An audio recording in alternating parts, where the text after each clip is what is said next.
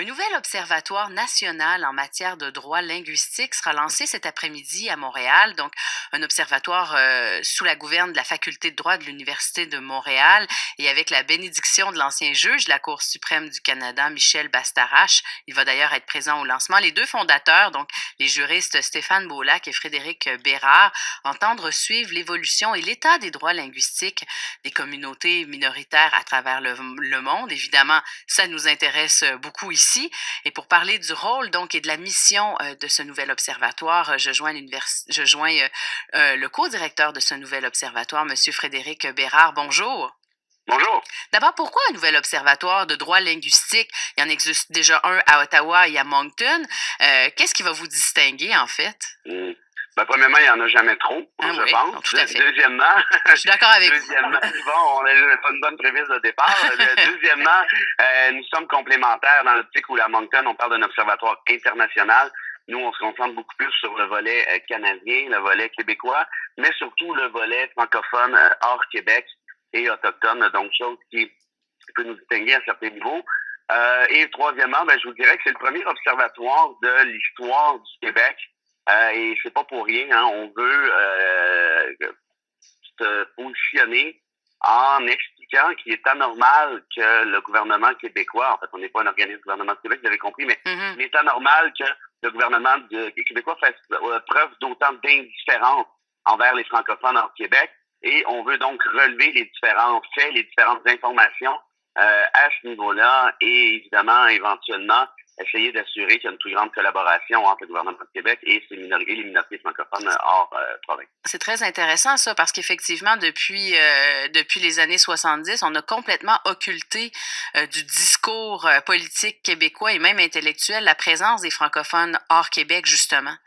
Vous avez parfaitement raison. Rappelez-vous la citation de René Lévesque, l'ancien premier ministre québécois, qui disait que les francophones hors Québec, des dead ducks. Jacques Beauchemin, parlait d'intellectuels, l'écrivain, qui disait que les francophones hors Québec étaient des cadavres encore chauds. Lisez la rhétorique du gouvernement du Québec, et pas juste celle du Parti québécois, celle des libéraux aussi. Et vous allez voir que la réalité francophone en Québec ne fait même pas partie du discours. C'est seulement comme s'il n'existait pas. Et nous, ce qu'on veut essayer d'envoyer comme message, c'est un instant, ces gens-là non seulement existent, mais en plus de ça, la Cour suprême leur a reconnu récemment des droits, depuis les dernières années, des droits importants, notamment en matière d'éducation. Il y a plusieurs lois sur le bilinguisme qui ont été adoptées à travers le pays. Est-ce que la situation est parfaite? Évidemment pas. Mais est-ce que c'est une amélioration versus la situation qu'on avait dans les années 60, 70? Je crois que oui. Alors voilà, c'est un peu le but de l'observatoire, donc assurer un plus grand accès à l'information pour éviter justement de donner une opinion qui soit basée strictement sur des perceptions. Concrètement, il y a 59 % d'anglophones au pays, 21 % de francophones au Canada, 19 % d'Autochtones, vous en faisiez mention un petit peu plus tôt, il y a d'autres minorités aussi. Qui allez-vous observer exactement? En fait, vous voyez, les travaux de l'Observatoire se basent sur ma thèse de doctorat qui va être déposée dans les prochaines semaines.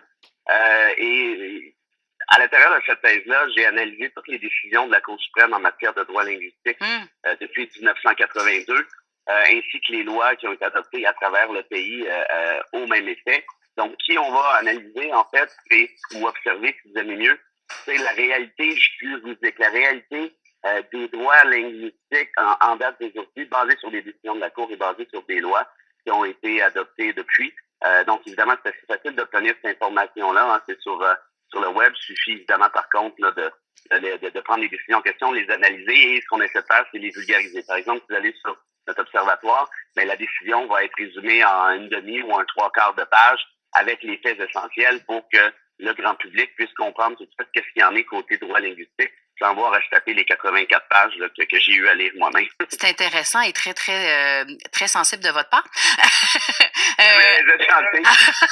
Est-ce qu'il y a des grandes tendances? Je sais, là, vous le créez, l'observatoire, mais vous y avez déjà réfléchi, c'est clair. Est-ce qu'il y a des grandes tendances qui se dessinent dont on pourrait déjà parler ce matin? OK, je vais vous donner un petit coup. Vous êtes la première à poser la question, alors je vais y aller. Ce qu'on observe depuis 1982, c'est que la province de Québec est la seule province au Canada à emprunter le chemin de l'unilinguisme institutionnel. Et là, je ne parle pas de la réalité sociologique, je ne parle pas de la réalité démographique, je parle en matière juridique, Exactement. Québec est la seule province à aller dans le sens de l'unilinguisme.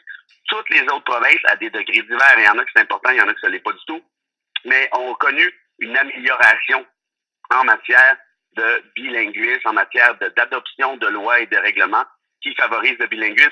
Tout ça étant causé en bonne partie par l'adoption de la Charte canadienne en 1990. Mm-hmm.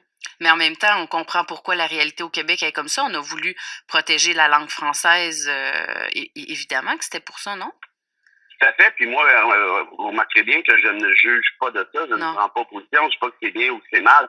Ce que je dis, c'est contrairement à ce qu'on entend souvent, c'est pas vrai que Québec est une province qui assure le droit des anglophones d'un point de vue institutionnel. Du moins, en fait, historiquement, oui. Mais depuis 1982, toutes les modifications ont été emportées dans le sens de l'unilinguisme francophone. Et encore là, je me positionne pas. C'est pas le but de l'Observatoire, mais simplement de dire qu'on ne peut pas prétendre que Québec fait la promotion du bilinguisme et que les autres ne le font pas. En fait, c'est tout à fait l'inverse depuis 1990. Puis qu'est-ce que vous espérez là, avec l'Observatoire? À quoi ça pourrait servir ces recherches et ces observations? Ouais. C'est une bonne question, en fait. On me l'a posé un peu. Moi, ce qui m'anime dans la vie comme universitaire, il y a deux choses. C'est, premièrement, transférer des connaissances, les vulgariser, les rendre accessibles à la population. Je pense que c'est important d'un point de vue démocratique. Et la deuxième chose qui m'anime comme universitaire, c'est combattre les mythes qui sont créés souvent par le politique, par une mauvaise conception de la chose publique. Donc, évidemment, on n'a pas la prétention de pouvoir déboulonner tous les mythes qui existent, mais par exemple, d'expliquer aux gens que le gouvernement du Québec, malgré ce qu'il dit, le gouvernement du Québec est un ennemi actuellement pour les francophones hors Québec. Le gouvernement du Québec est allé plaider en Cour suprême à 3 reprises contre les francophones hors Québec. Jamais le gouvernement du Québec n'est allé plaider en faveur des francophones hors Québec devant les tribunaux canadiens. Ça, c'est pas un fait qui est connu, sauf erreur. Et on veut évidemment que ça puisse se savoir. Et par la suite, politiquement parlant, il arrivera ce qui arrive. Monsieur Bérard, c'est un plaisir de vous recevoir à l'émission ce matin. Vous êtes bien gentil. Plaisir partagé. Vous reviendrez quand vous voulez. Vous savez, si vous avez besoin d'un constitutionniste québécois qui aime les francophones hors Québec, là, vous avez maintenant mon numéro de portable. Merci beaucoup. On n'y manquera pas. Vous l'avez dit, là. Oui, c'est en ondes. Alors, je vais tenir parole. Frédéric Bérard, donc, co-directeur de ce nouvel Observatoire national en matière de droit linguistique.